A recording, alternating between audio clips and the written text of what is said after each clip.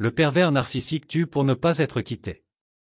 Mes chers lecteurs, aujourd'hui, je vous invite à plonger dans un sujet d'une importance cruciale, une réalité qui peut se cacher dans les méandres des relations humaines, le pervers narcissique. Ce terme peut sembler lourd, mais il désigne une dynamique relationnelle qui peut affecter profondément la vie quotidienne de ceux qui en sont victimes. Tout d'abord, qu'est-ce qu'un pervers narcissique?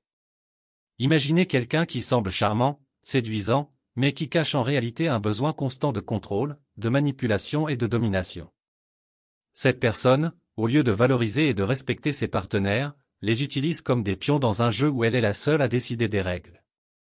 Vous pourriez penser que cela n'arrive que dans les films ou les romans dramatiques, mais malheureusement, c'est une réalité bien ancrée dans la société contemporaine. Les victimes de pervers narcissiques peuvent être n'importe qui, votre voisin, votre ami, votre collègue, voire même votre conjoint. Ils peuvent se présenter sous de nombreuses formes, mais une constante demeure, leur insatiable besoin de pouvoir et de contrôle. Mais quels sont les dangers réels de fréquenter un pervers narcissique dans votre vie quotidienne? L'un des aspects les plus alarmants est le risque pour votre santé mentale et émotionnelle.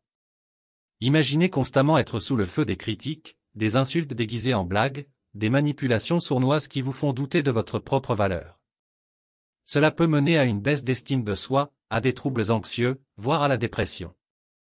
Votre quotidien devient alors une lutte constante pour préserver votre intégrité mentale, ce qui peut affecter votre travail, vos relations familiales et même votre santé physique. Pourtant, la souffrance infligée par un pervers narcissique ne se limite pas à votre bien-être mental.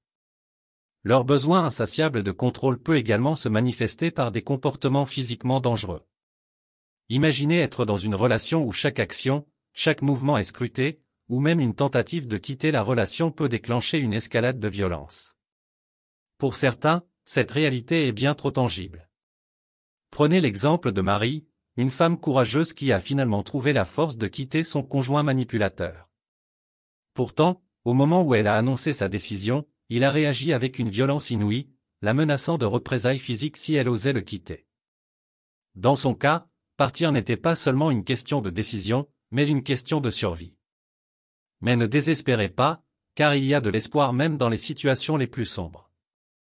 Reconnaître les signes d'une relation toxique avec un pervers narcissique est la première étape vers la guérison et la liberté. Parlez à vos amis, à votre famille, à un thérapeute. Cherchez du soutien, car vous n'êtes pas seul dans cette lutte. De plus, éduquez-vous sur les dynamiques des relations saines. Apprenez à reconnaître vos propres limites et à les faire respecter. Cultivez des relations basées sur le respect mutuel, la communication ouverte et l'empathie. Rappelez-vous que vous méritez d'être aimé et respecté pour qui vous êtes, sans compromis. En conclusion, mes chers lecteurs, rappelez-vous que la vie est trop courte pour être gaspillée dans des relations toxiques et destructrices. Prenez soin de vous, entourez-vous de personnes qui vous élèvent et vous soutiennent. Ne laissez jamais personne vous voler votre lumière et votre bonheur.